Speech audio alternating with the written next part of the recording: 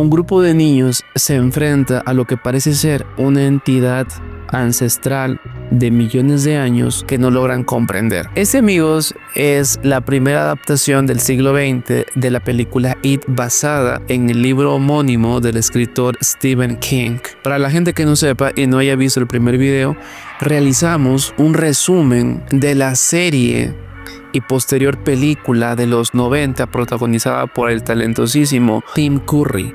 Y si quizás no has visto la primera parte, te invito a que la veas, está en el canal. Para los que no sepan, esta película fue grabada en el 2017, hace poquito realmente. Bueno, son 7 años, pero se entiende.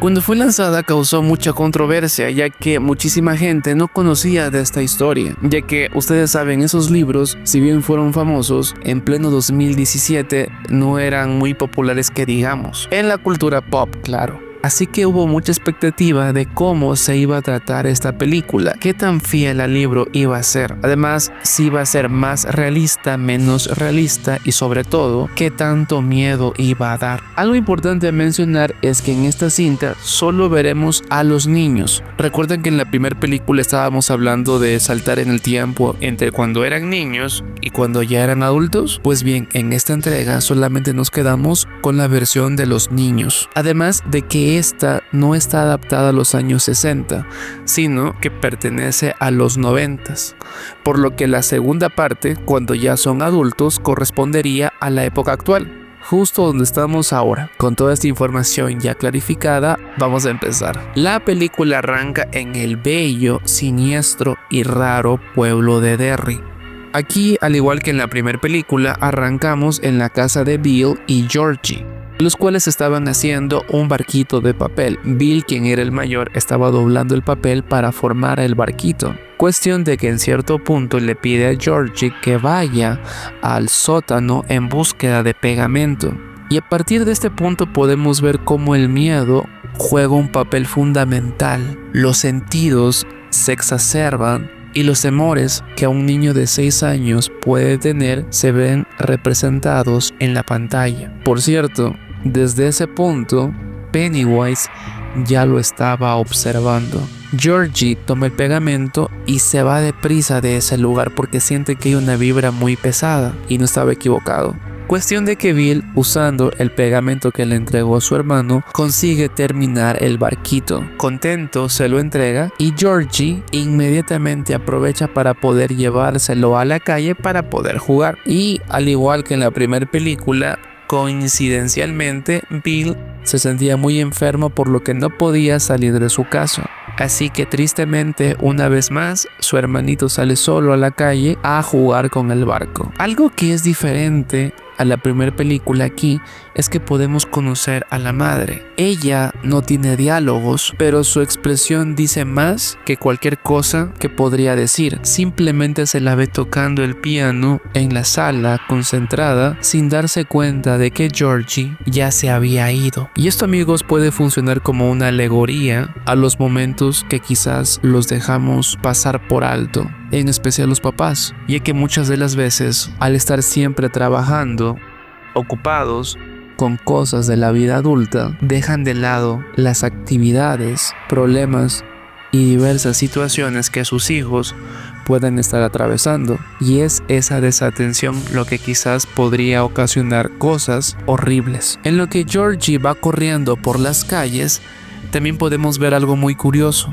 Hay un montículo en plena calle, pero no es un montículo cualquiera, sino que tiene una forma de una tortuga. Es la tortuga Maturín. Para los que no sepan de quién estamos hablando, Maturín es el opuesto completo a Pennywise. Si Pennywise es la oscuridad en el universo, aquel que se alimenta del miedo, aquella criatura ancestral tan vieja como el universo mismo, Maturín vendría a ser el amor, lo positivo y la vida. Tiene presencia en varios libros Stephen King, principalmente en La Torre Oscura. Esto solamente nos da a entender que su universo de libros y criaturas, Pennywise, Maturín y demás. Por cierto, si quieres que hagamos un video de este universo de Stephen King, déjanos un comentario. Obviamente, esta cuestión de la tortuga no aparece en la entrega de los 90s, pero sí que es importante. Georgie, corriendo por las calles junto con su barquito muy contento en medio de la lluvia, es llevado varias calles más lejos de su casa. En medio de ese camino, el barquito cae por una de las alcantarillas. Cuando lo va a buscar, se topa con It. El niño lo ve desde arriba y de inmediato siente que esa criatura no es buena. No obstante, la forma tan fluida y coherente en que se expresa hace que esas emociones cambien.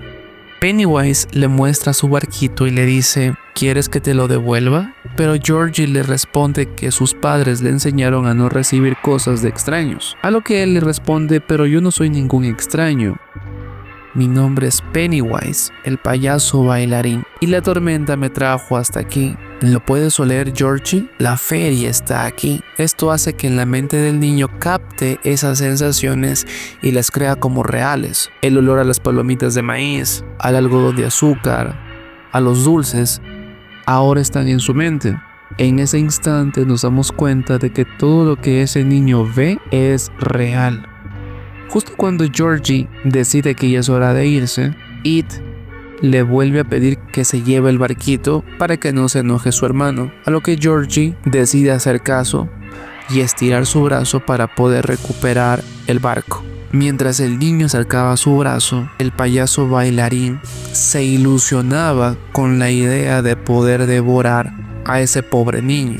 Y amigos, esta escena realmente es buena porque podemos ver la crudeza de la violencia del acto en sí, ya que así como les cuento, de un solo mordisco le arranca el brazo y la sangre se dispersa por toda la calle. Y lo último que hace Georgie, intentando arrastrarse para poder salir con vida de ese lugar, es ser atraído por completo hacia la alcantarilla, al lugar en el que, según el mismo Pennywise, todos flotan. Bueno, de aquí en adelante podemos ver el desarrollo de la película y nos van a mostrar a más personajes que son muy importantes en esta. Por ejemplo, está Ben y Beverly. Ben es el niño nuevo de la escuela, quien está intentando integrarse a esta nueva comunidad. Él tiene un primer acercamiento con Beverly, quien por cierto es una niña que tiene muchos problemas. Antes de esta escena, ella es atacada por un grupo de niñas, las cuales la acusan de ser algo promiscua, si lo podemos decir de alguna manera. Y de nuevo, el bullying que hay aquí sí que es duro, pero creo que no se compara al bullying que había en la película de los 90s, ya que si ustedes vieron el video, no me dejarán mentir que ese sí era un bullying con cuchillos y todo. Bueno, aquí digamos que es un poco leve, pero sigue siendo fuerte, ya que le lanzan una funda repleta de agua con basura adentro, algo muy feo. En el primer encuentro que tienen Ben y Beverly, se nota que tienen una química, o dicho de otra manera, Ben está enamorado de ella a primera vista. No estoy seguro de esto, pero la diferencia de edad es notoria, ya que Beverly pareciera ser 3 años o 2 años mayor a Ben, quien aún es un niño y simplemente quiere jugar, pero esos sentimientos cambian cuando la ve. La conversación que ellos además tienen es muy buena y sobre todo nostálgica, ya que Ben carga consigo un Walkman, que para los que no sepan, eran reproductores de MP3 muy populares en los 90s. Yo no lo tuve, pero vi películas, videos de gente que lo solía usar y se veían super cool. Cuestión de que Beverly coge los audífonos de Ben para averiguar qué música estaba escuchando, y la banda que él estaba poniendo, New Kids on the Block. No los he escuchado nunca, pero parecen ser buenos. En la siguiente escena que vemos podemos conocer a los bullies de esta película. Al igual que en los 90s, es una banda compuesta por 3 miembros, de los cuales hay un líder. Y sí, el líder sigue siendo Henry. Digamos que la función de los bullies es atemorizar en la vida real a todos los de la escuela. Y bueno, sobre todo a los que no son de su agrado. Coincidencialmente, son el grupo de los perdedores. Algo importante a mencionar, amigos, es que Bill tiene un problema de tartamudeo. Entonces, cuando ellos estaban yendo, Bill se enoja de que lo molesten a Eddie, su amigo, y le dice que es un idiota. A lo que Henry responde y le dice que la única razón por la que no lo están molestando aún es por lo de su hermano. pero que pronto se va a acabar, y se retiran.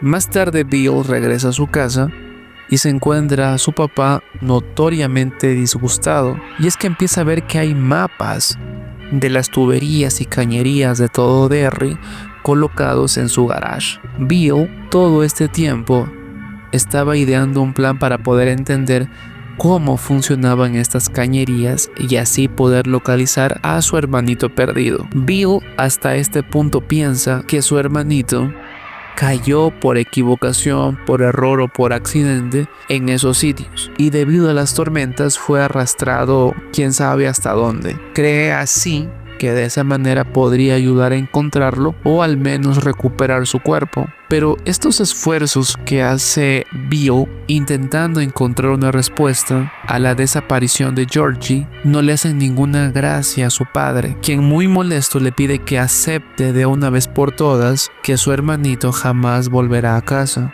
Quizás para los adultos es mucho más fácil poder digerir este tipo de emociones, pero para un niño es prácticamente imposible. Dejando de lado lo traumático que pudo haber sido, este tipo de lesiones prácticamente no sanan de un día para otro, sino que toman años en entender la naturaleza de la vida misma. Y ojo que en los 90s había muy poco apoyo o uso de terapia psicológica para poder abordar ciertos temas, pueden ser difíciles y complicados.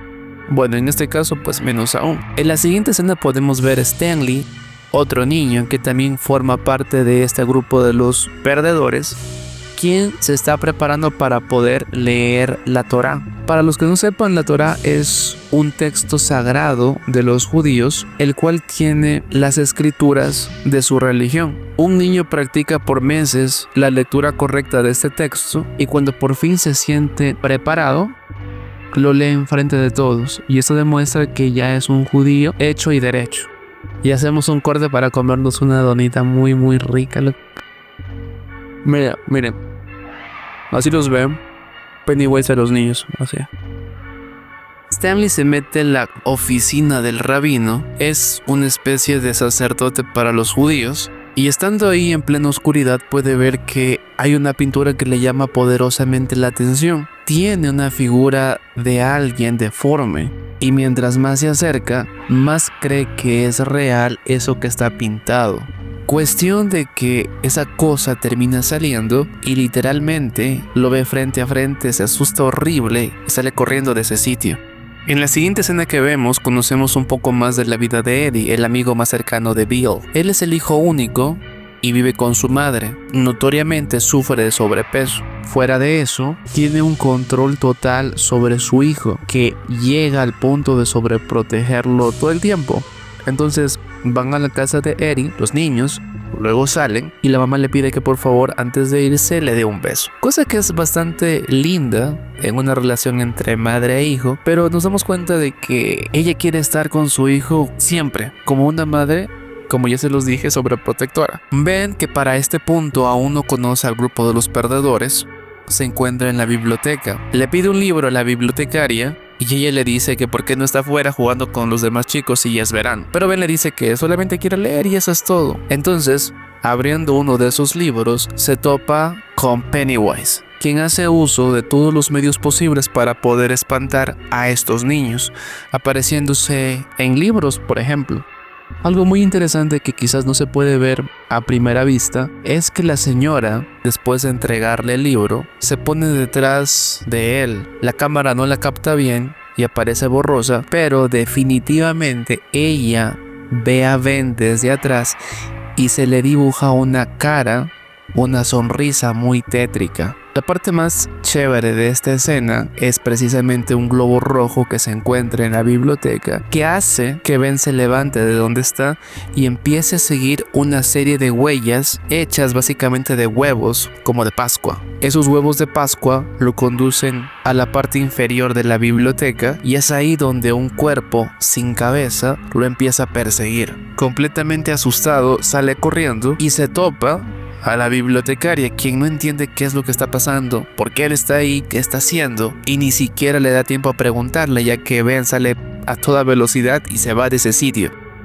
Más tarde Ben se dirige al bosque y una vez más ahí es acosado por los 3 muchachos, los cuales sí lo llegan a lastimar y lo cortan. Y esto es una gran similitud a la película de los 90s. A pesar de que Bill intenta pedir ayuda a unas personas que estaban en un carro, ellos deciden simplemente ignorarlo y seguir con su camino. Después de ser cortado, consigue por fin zafarse y empieza a rodar hacia abajo. Llega a una parte baja y ahí decide esconderse en unas tuberías. Cuando los bullies van en su búsqueda y no la encuentran, se frustran, pero de inmediato logran ver que ahí están otros niños a los cuales deciden volver a molestar. A diferencia de la película primera, no les rompen el fuerte que habían hecho en el río, sino que simplemente los fastidian un rato y luego se van. Y sí, nos damos cuenta de que esos 2 niños son Bill y Eddie.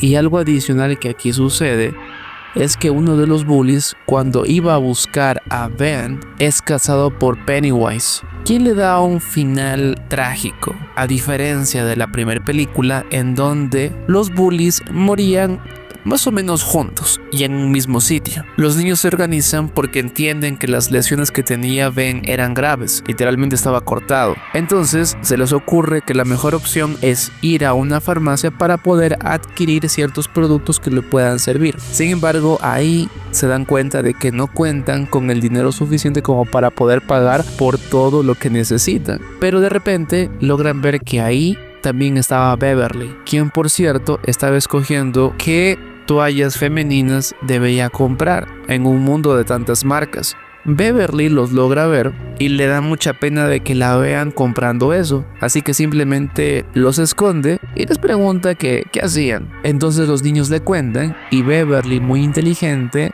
se le ocurre un plan. Entonces ella se dirige a la parte frontal de la tienda y empieza a hacerle conversación al farmacéutico del sitio, intentando distraerlo para que los niños puedan sacar las cosas de la farmacia e ir a ayudar a Ben. Es muy curioso porque la niña inteligentemente consigue que el señor se quite sus lentes, luego hace caer un stand de cosas y ya cuando el señor baja para poder levantar las cosas que se cayeron, los niños aprovechan para poder irse. Una vez ya afuera, van donde Ben e intentan curarlo de la forma en la que le es posible. Y cuando están haciendo todo eso, aparece Beverly una vez más y Ben se pone muy nervioso. Él no quiere que lo vea así, entonces simplemente aparenta que nada sucede, que él está bien y que todo va normal. Beverly entiende eso y lo que hace es disimular un poco la situación. Luego de que lo curan a Ben, Beverly regresa a casa en donde vive sola con su padre. Abre la puerta, camina muy despacio, intentando esquivar una interacción con él. Y cuando intenta subir a su habitación, su padre aparece por la espalda y la situación se vuelve muy incómoda porque parece intentar transmitirnos un mensaje paralelo cuando él se da cuenta de lo que ha comprado su hija, que son las toallas íntimas, dándonos a entender que él tendría otras intenciones con Beverly. Algo muy raro y difícil de digerir. Y algo muy simbólico en esta escena es cuando le toca el cabello, una intención diferente de su padre a Beverly, viéndola ya como una mujer en lugar de su hija. Lo más loco de todo esto es que Beverly comprende perfectamente la situación y lo que acaba de suceder. Entonces, estando sola en el baño, entiende que la única forma de poder parar esto es cortarse su cabello, entendiendo que es lo que más le gusta a su padre de ella. Y sí, usando las tijeras que encontró en el baño, ella sola se corta su largo cabello rojo hasta dejarlo al nivel de su cuello, cambiando radicalmente la forma de su aspecto. Después de esto vemos a los chicos en un risco, por cierto muy bonito, sin ropa, solamente con calzoncillos. Se ponen muy nerviosos porque nadie quiere ser el primero en saltar desde tan alto. En medio de toda esa discusión y de no saber quién va a saltar, aparece Beverly, esta vez con su nuevo look, y ella se ofrece a ser la primera en saltar. Coge impulso, se lanza y cae al lago, y de ahí todos los niños se les une. Una escena bastante bonita porque muestra la confianza, hermandad y buena onda que había en el grupo. Pero estos momentos son pocos en esta película.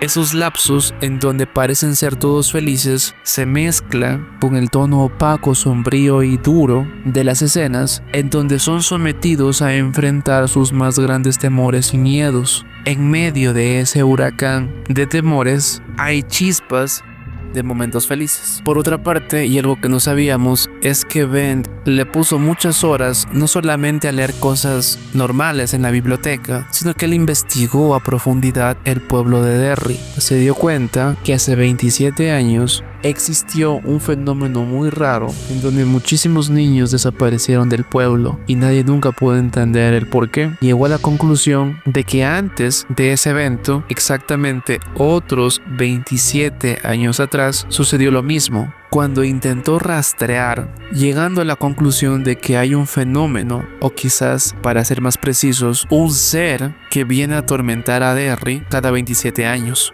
Ben además aprovecha para invitar a sus amigos a su casa y que vean con sus propios ojos lo que él ha investigado de Pennywise. Cuando llegan a la casa, los chicos empiezan a ver todo lo que él tenía y él de inmediato esconde ciertas cosas que no quería que viera Beverly, quien por cierto encuentra en la parte de atrás de la puerta del cuarto un póster de la banda favorita de Ben, que era New Kids on the Block. Más tarde los niños dejan la casa y Eddie, cuando va solo de regreso, pasa por una casa que aparentemente se habría quemado hace mucho tiempo y que la gente que se dedica a consumir sustancias la usa como su guarida. Él se frena y se le caen unas pastillas que él tomaba. Entonces, cuando él está intentando levantarlas, un individuo se le acerca. Créanme amigos que es muy feo de ver. No es un zombie ni un ente, es la figura de un hombre con lepra. Y aquellos que sufran de tripofobia, mortificación, ver ciertas figuras repetitivas, les recomiendo no ver esa escena porque de verdad es muy difícil de tragar. Lo curioso es que ese ente intenta que el niño se mete a la casa, pero al final logra correr, escapar e irse, no sin antes ver que It estaba frente a él, junto con más lobos, claro. Mientras todo esto ocurría en el mundo de Beverly, las cosas no iban nada bien. Estando en su casa, sin su padre presente, ella se mete al baño cuando de repente siente que hay algo en la tubería. Ella empieza a mover cosas que están atascadas ahí y empieza a encontrar cabellos. Y fuera de eso, Beverly ser atrapada contra el lavabo.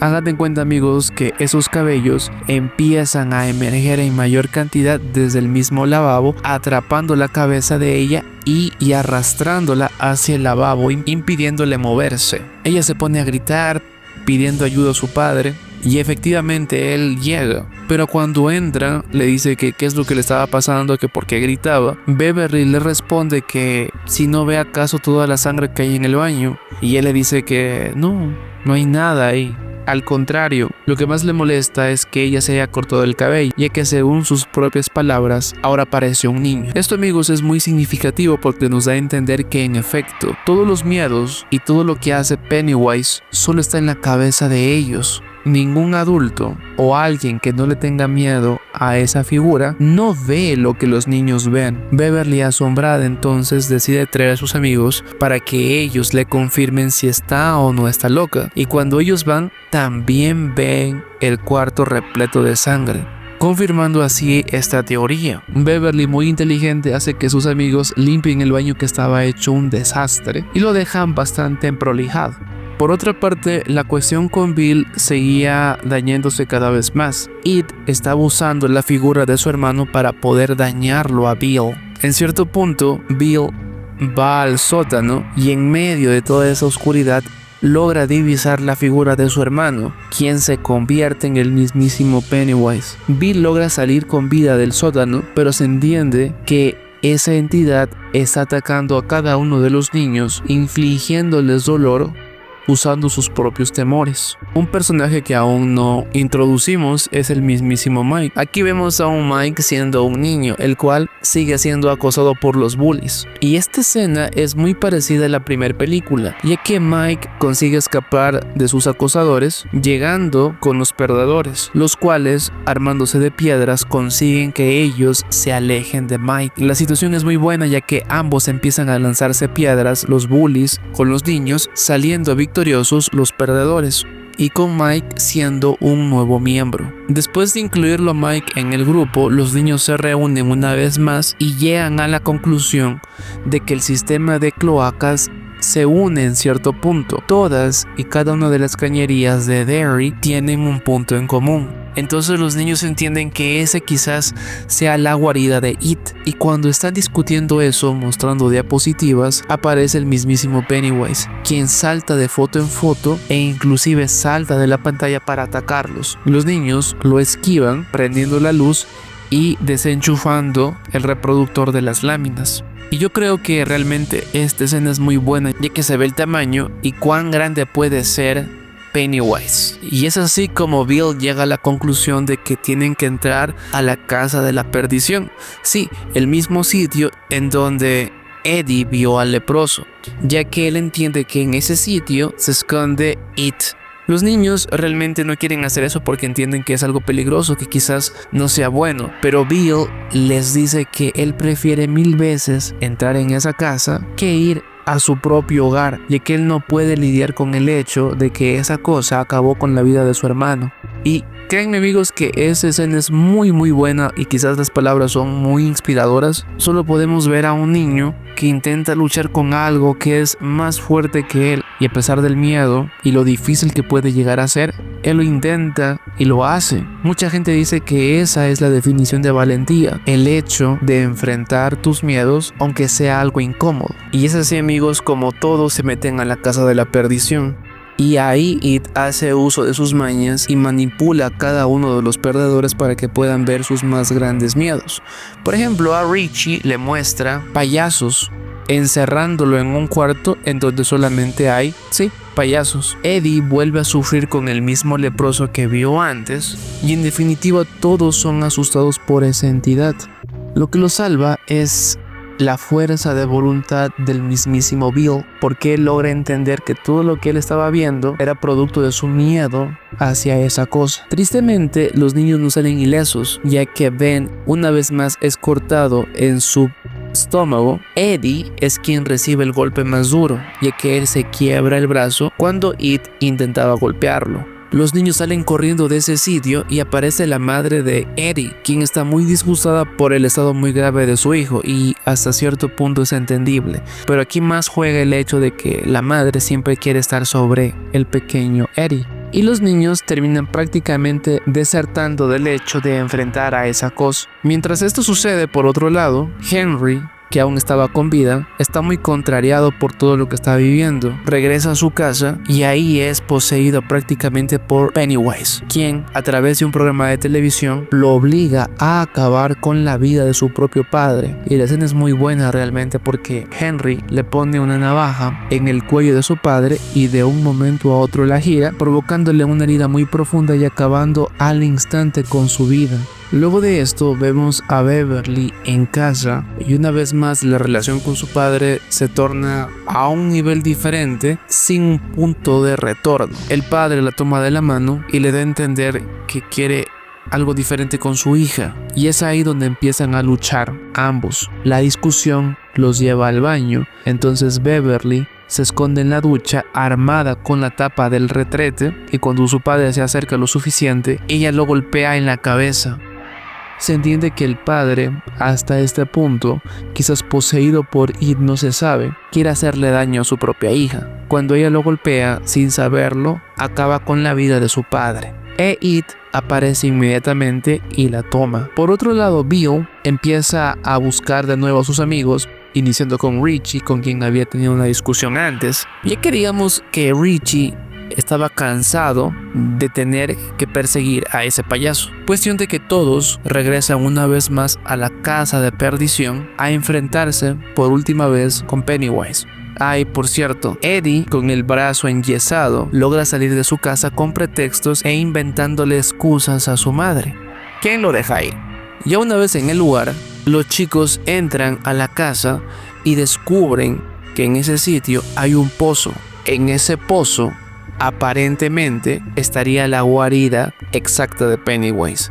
Cuando entran ahí, descubren que Beverly está bajo el hechizo de Pennywise y la tiene guardada como una especie de trofeo. Y esta escena, amigos, es muy parecida a la de los 90s. Y en este momento, amigos, todos empiezan a luchar contra la figura de Pennywise. Y él no se parece ni en forma de araña ni nada por el estilo. Es simplemente él como payaso, a diferencia de la anterior película en donde tenía otra forma. Lo que podemos ver aquí es una colaboración de todos y el ánimo de deshacerse de una vez por todas de esa cosa que tanto daño les ha hecho. Algo muy interesante es que It hasta el final intentaba aprovecharse del amor que aún le guardaba Bill a su hermano, quien lo ve una vez más a Georgie, pero él entiende que no es su hermano, sino es Pennywise usando su imagen para su beneficio.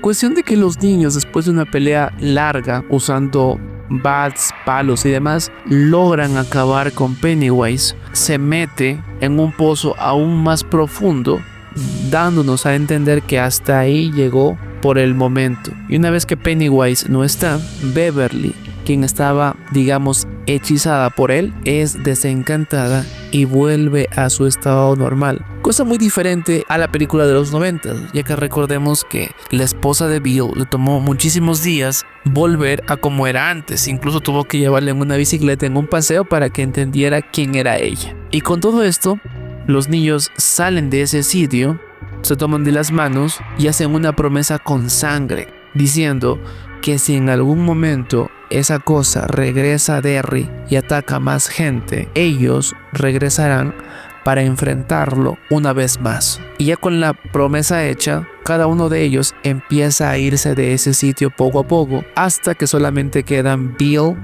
y Beverly.